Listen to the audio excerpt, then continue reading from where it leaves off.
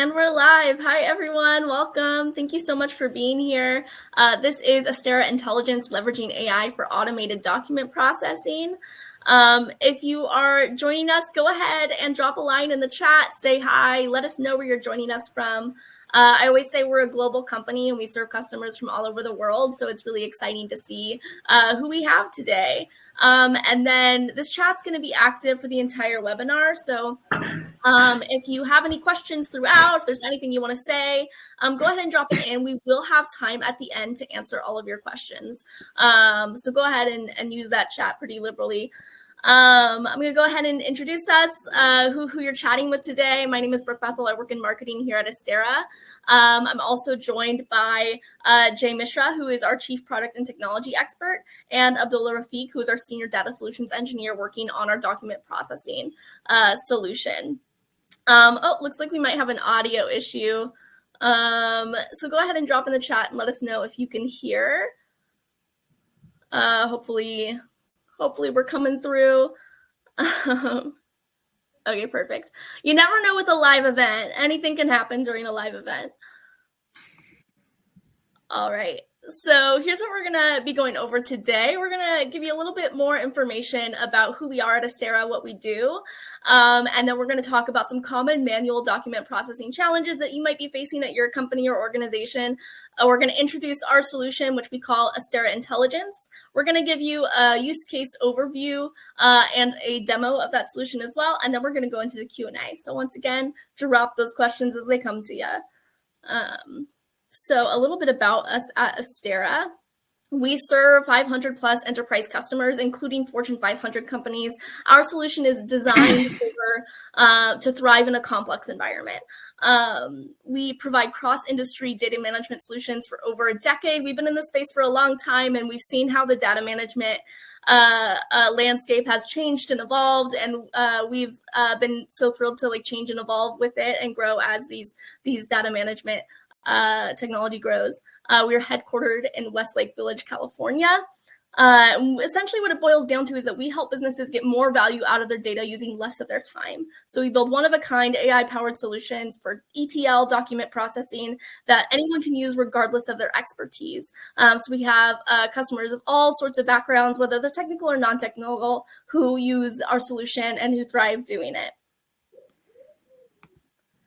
All right. And something special today, we have a survey. We want to know a little bit more about who's joining us today and what your data management challenges or document processing challenges might be and how we can, best serve you in that. So go ahead and pull up this QR code. It's going to lead you to that survey. It's going to take maybe 2 minutes tops of your time. And then we'll draw a name at the very end of the webinar to win a $50 gift card to thank you for your time. So make sure that you're doing that and that you stay till the end to see if you won. And with that, I am going to pass it off to you, Jay. Thanks, Brooke. And hello, everyone. So let's dive right into what we are going to be talking about today in terms of the use case. The context is the document processing challenges. We have been in this field for over 14 years, and first product we released for document ingestion was over 9 years ago. So needless to say, we have seen the entire range of use cases that are related to ingesting data that is trapped in the documents. So the first challenge is the layout variability. For example, you are looking at invoices or purchase orders. These can be coming from various sources, and depending on the source, the structure will be different. Though they have the same data points, but the structure of that document is different. You may have a different header, different footers, and maybe data points at a different location, different logos. To ingest such documents, of course, you can write scripts, some coding, or use some off-the-shelf tools that will give you some point-and-click features where you can plug some data out of those documents, but still we largely call it manual extraction. It takes time. And the complexity increases when you're looking at different types of formats of the documents.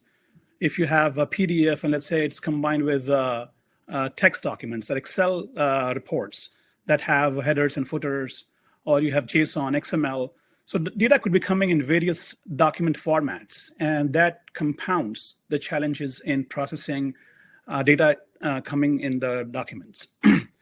And entire process, of course, is very time consuming because of the variability of the formats and also the variability in the layouts of the documents themselves.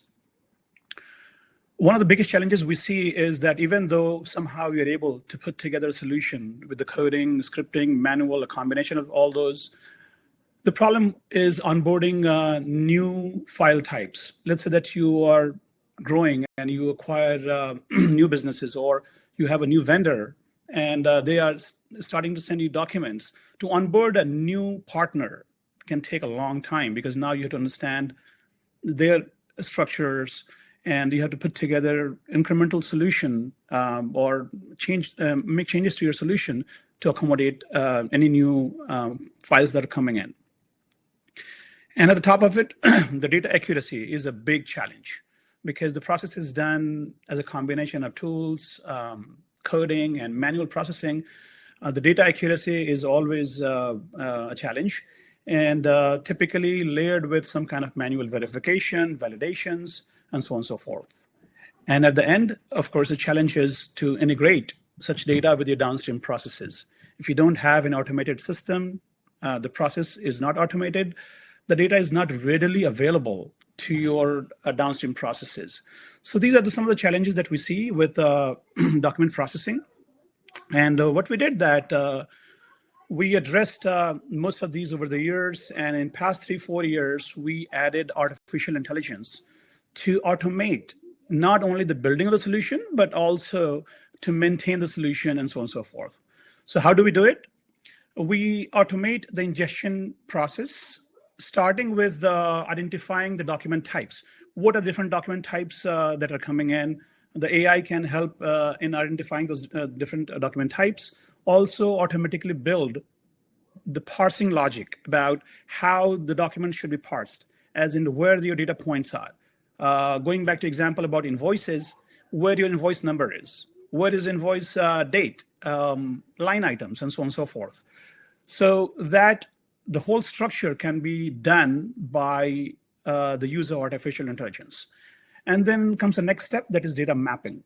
So once your data is extracted, you want to map it to the next step. That is, let's say that you want to populate a database, or you want to call an API, or you want to just store it in an Excel file. Whatever your destination is, you got to map it to the destination. So that is auto mapping, and using artificial intelligence, we can automatically figure out which data belongs to what field in your destination. Then we have a full module of data validation and cleansing, again, powered by artificial intelligence. It is able to verify the quality of your data so that you can rest assured that whatever is going to your downstream processes, your destination, is standardized and clean data. And then whole process end-to-end can be automated using our built-in workflow automation. That means a typical flow could be designed in such a way that it goes to the source. Let's say that your files are coming in from email source, or it could be coming in from an FTP. Wherever your location is, we can go in there, fetch your files, sort them, attach them to the right kind of processing logic, and after processing, verify the quality of data and deposit to your destination. So this is the seamless integration and scalability that comes with automation. And also AI is able to respond to changes in the source type. So for example, if you are onboarding a new customer, so as simple as you drop your new files, and AI is able to figure out the new files have come in and incrementally add a new pipeline for the new files that have arrived. So going a little bit deeper into how we structure it. So the first one is the intelligent parsing and mapping. And we heavily use artificial intelligence based on generative AI. It could be, of course, API-based or even local. So the sources could be coming in JSON, CSV, text, XML, Excel, and so on and so forth. PDF, of course. The files coming in, we automatically figure out what kind of file it is, parse it dynamically, and use a combination of semantic and dictionary-based mapping to figure out which data field belongs to what destination field and map it to the target destination. And then use building the AI-based unstructured data extraction. This one requires a little bit of template-based processing, and this has been around for some time. We have had it for over 9 years. I talked briefly earlier about that. So the template-based, let me actually take a step back and talk about what is template-based extraction. So template-based extraction is essentially building a set of rules to go inside a certain type of document and figure out how the document is structured, such as where my purchase order number is, where my purchase order date is, how do I identify that field, which keyword should I look for, is there any pattern that I can apply to figure out where my field is? If there is a line item or there's a table, how do I parse that table? So all this logic is built and stored inside a template. The template, if once it is deployed, it is able to handle a large number of files. This is where scalability comes into picture.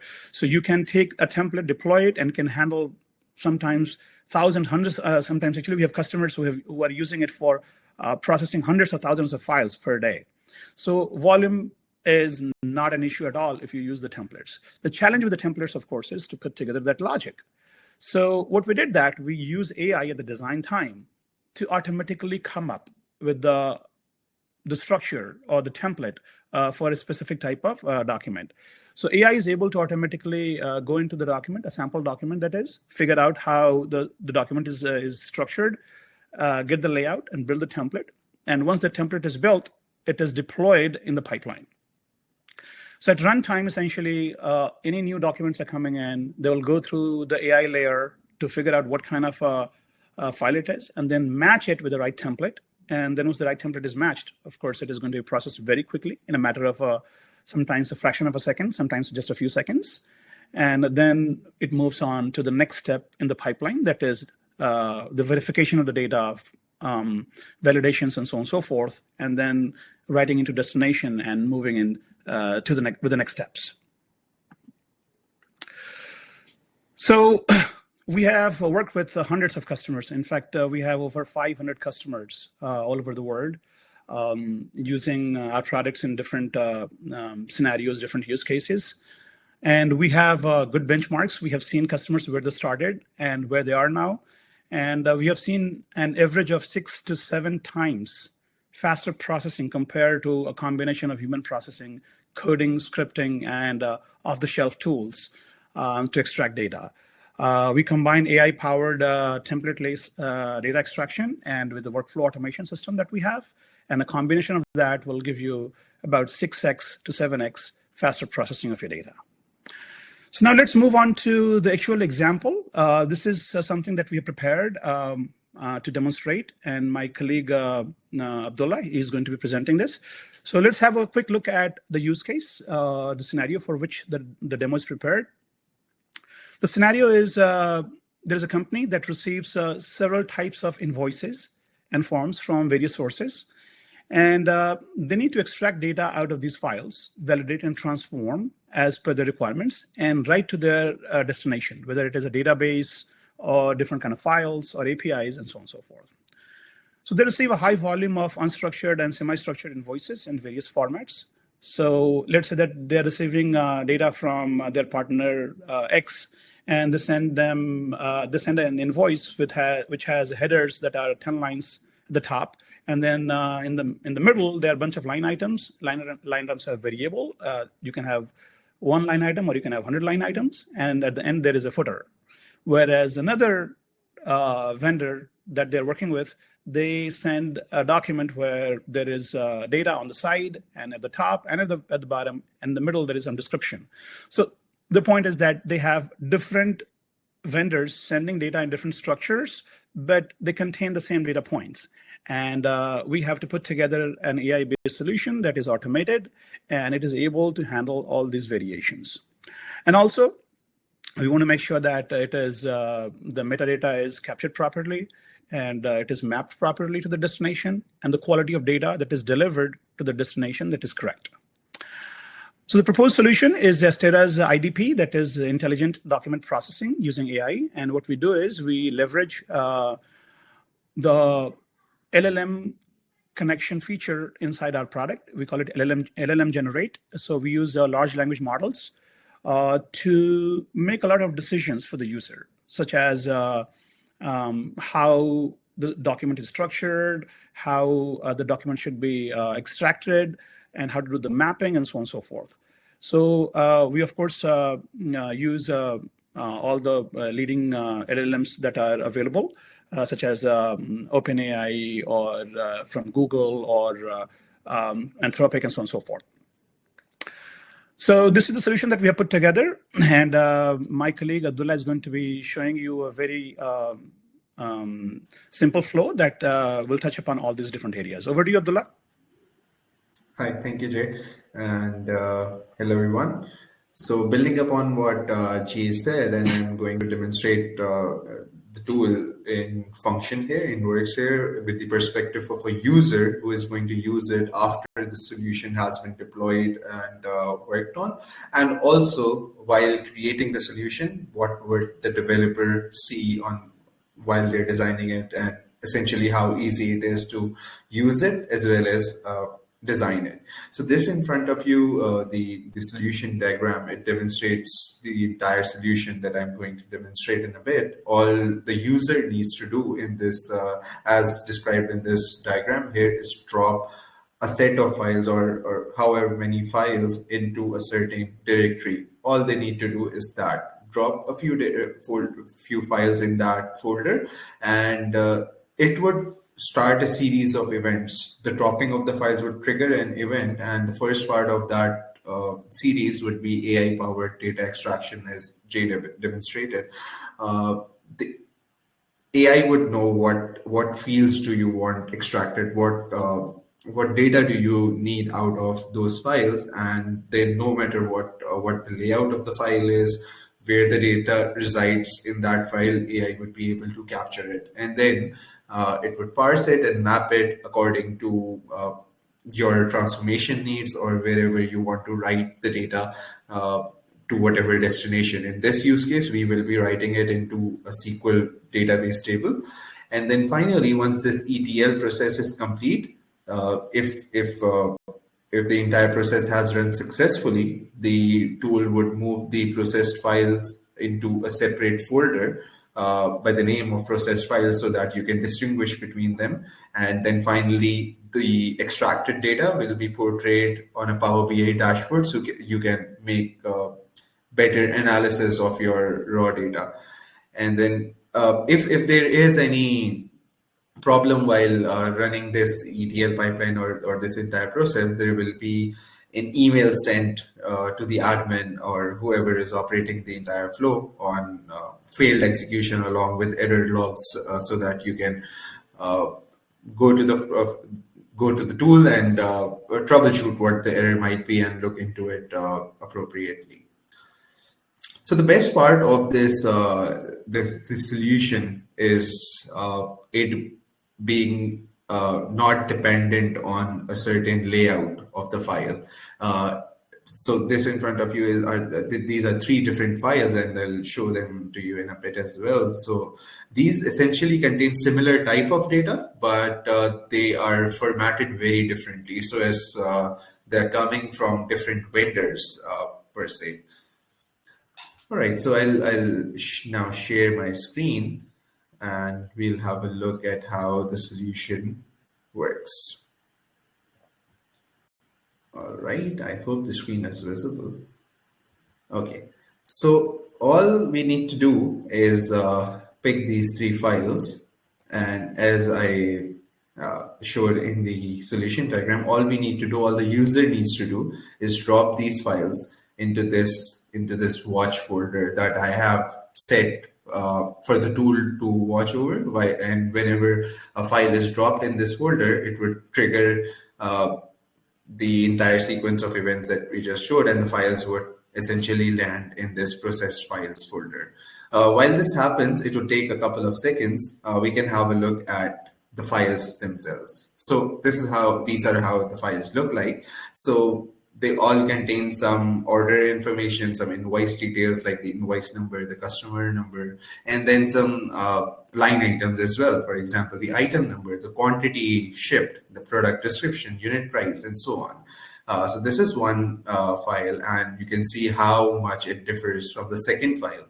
And then finally from the third file. They all contain similar information, but they're all formatted quite differently. So let's see. So 2 of our files have been processed so far, and let's wait for the third one as well. So there you go. The third one has been processed, and it has been moved to the processed files folder here. Now, once this entire sequence is complete, you know that your files are in the processed files folder. So all your data has been extracted and written to your database successfully. So you can go to the Power BI report, which is empty at the moment, but once I refresh it,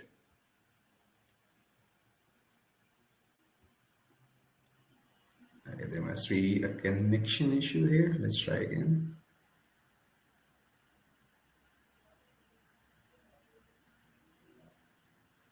Okay, so there must be a connection issue here, but the idea is that once the data lands in your database and you refresh your Power BI report, it would automatically create a connection there, and essentially the tool is linked from your source to your destination till the reporting of the data itself.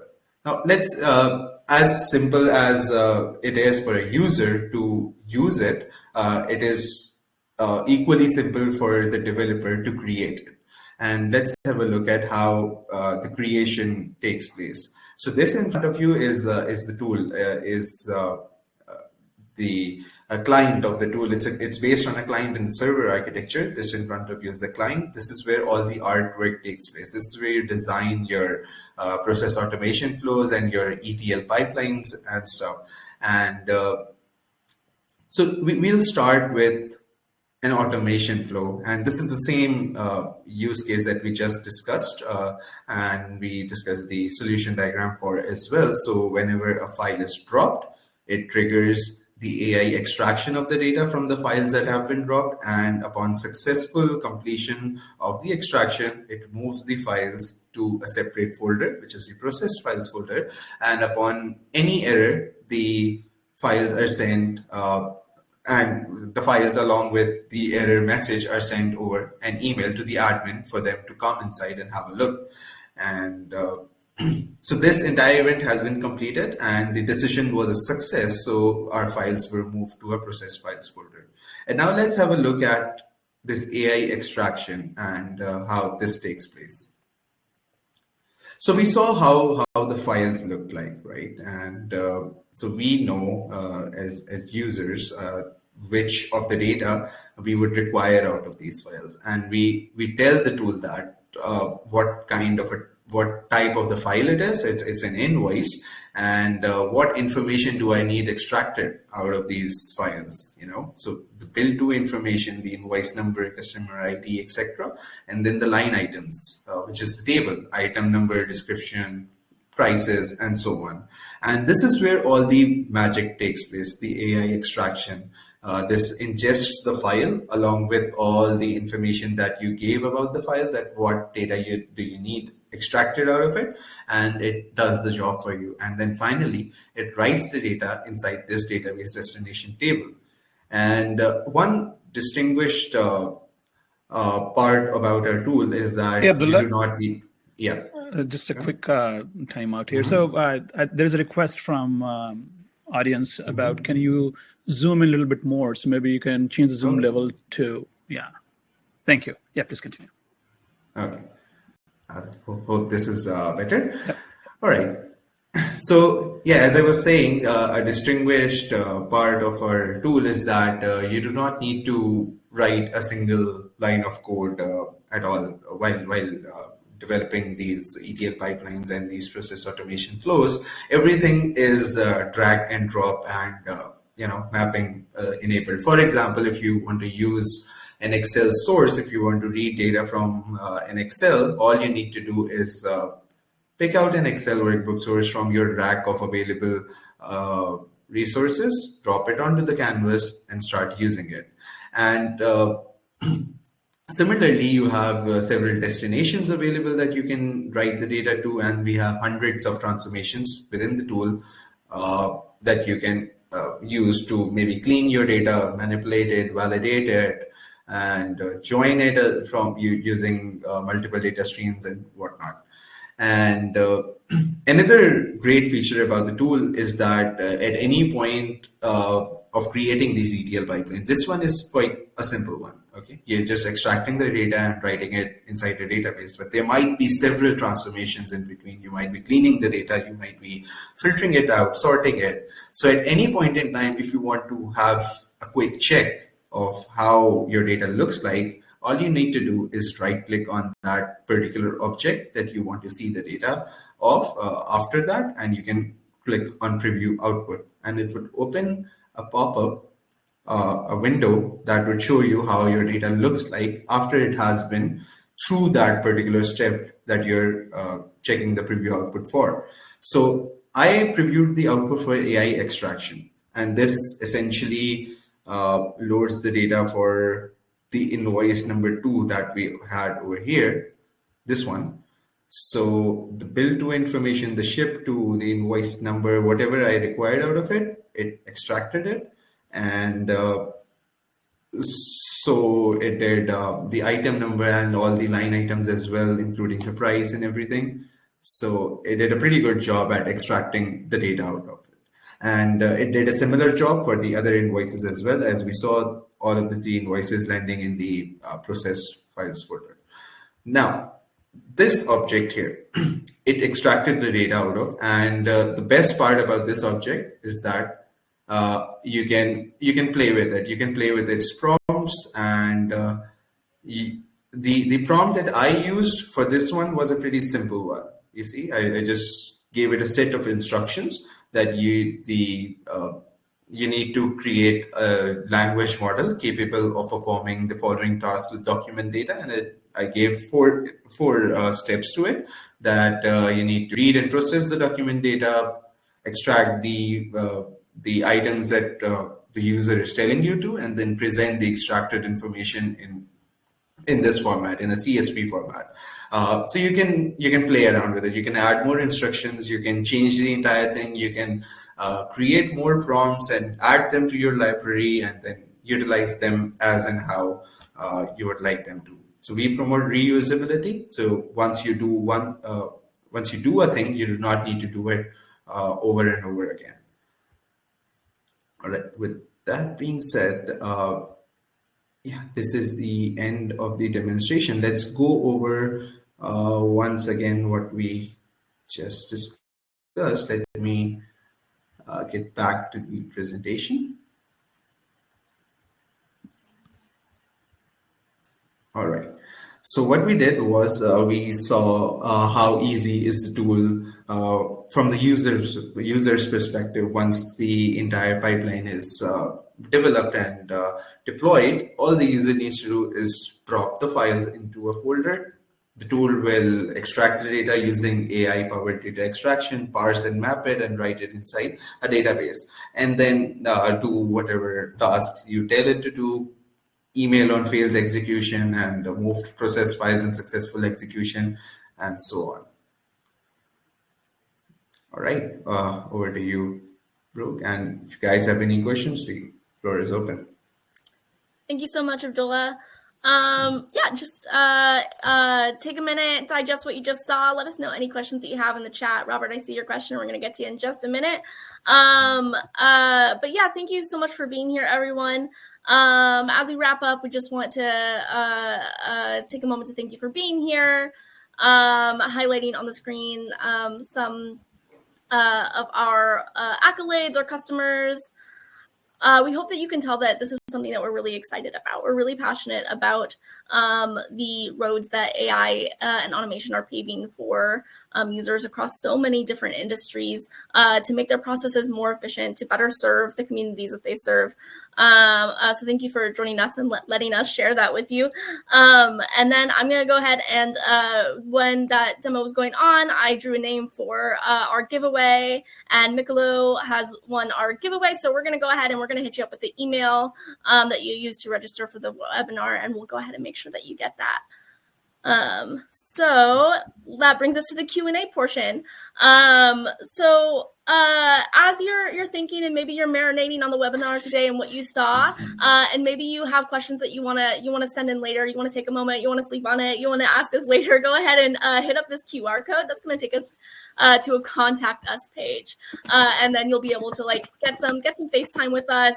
We can talk specifically about your organization, what you're doing at your company, and how we can maybe streamline your processes for you. So go ahead and save this QR code so that we can get in touch later. So Robert's question is the MSOLEDB engine the latest 64-bit? Who wants to take that question? I can take this, but I'm not sure in which context. I can talk about all possible interactions with the DB engines. So we do have connectors for reading and writing from DB engines, including Microsoft Access, SQL Server, and of course Power BI, and so on and so forth. So we are using the latest, of course. 64-bit is definitely supported in all of them. If that is a question, apologies. I mean, that's all the information that I have based on the question that you have asked. Awesome, thank you. And then we have a couple questions about pricing. Simon asks, roughly what would an SME pay for this service? Somebody else has asked about that. My understanding is it's pretty use case dependent. That might be something that you want to use the contact link for to have a deeper discussion about. But if you have any more insight on that question, Jay? I can talk about in general how the pricing works. And of course, as Brooke said, that it is based on the use case. And it varies depending on how big or complex the use case is. So the way the pricing works is it is based on the number of users, and it's based on usage, and it's subscription pricing. And we have the annual subscription that you have to pay the entire year's subscription. And the total number of users is going to impact the pricing. Great, thank you. Any other questions before we wrap up? We just want to make sure that we get a chance to make sure that you learned everything that you came here to learn and got all the information that you need. Once again, you can use this QR code to get in touch with us at any point in time. We're always happy to chat with you. Akira asks, how would you address customers' concerns about private data, especially in healthcare, health data with AI? Absolutely. Great question. This is, we have been in the field of data for a long time. So we have seen the data privacy concerns, whether it is healthcare, we have actually public sector government. Also, we work with a lot of cities and counties and state governments. So data privacy, of course, has been something that we paid a lot of attention to from the beginning. And now coming to AI, the answer, of course, changes a little bit. So we are talking about data that is going to be used at runtime versus design time. That's how we differentiate. At design time, typically our customers use sample data, obfuscated or data in such a way that does not contain any information that cannot be shared publicly. So that's for design time. But at runtime, of course, if you have to use AI, we do recommend that don't use API-based AI. You should have a localized LLM. So you can take let's say, a Llama model and deploy it on your own dedicated server. And from there, you should be able to use it. So we have a plug-and-play model. So it's agnostic to which AI you are going to be using. In that scenario where you want to keep your data on-prem, we do recommend that you should be using a fine-tuned localized model. Perfect. And then Jane asks if you have any use cases that include imagery as well as data. Of course. Image is also a form of data, and a lot of PDF documents, by the way, they do contain rasterized images of the text. So you can you can scan a document. Actually, it is an image that is stored inside a PDF document. So we do have preprocessors that will take care of converting that to text form and then extracting data from that. Great. All right. Any other questions before we wrap up today? Great. Awesome. Well, thank you so much for being here, everybody. We will send the replay for this video out via email, so you can watch it again if you have any questions, send us a chat, get in touch. We're so happy to talk about your use case and what our product can do for your organization. So thank you so much for carving out an hour of your Monday. We appreciate it. Have a great rest of your day, and we'll see you next time. Thank you, everyone.